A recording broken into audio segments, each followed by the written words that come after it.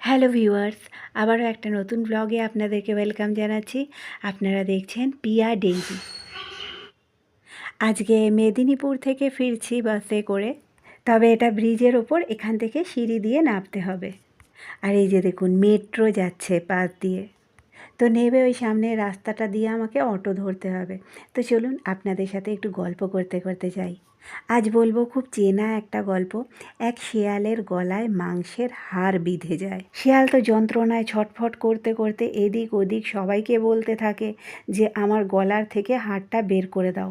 কিন্তু শেয়াল সবার সাথেই কোনো না কোনো সময় খারাপ করেছিল, তাই কেউ শেয়ালের হেল্প করলো না। অবশেষে এক বককে দেখলো মাছ ধরতে, তখন শেয়াল বলল আমার গলা থেকে হাড়টা বের করে দাও, মাছ ধরতে আমি তোমাকে সাহায্য করব।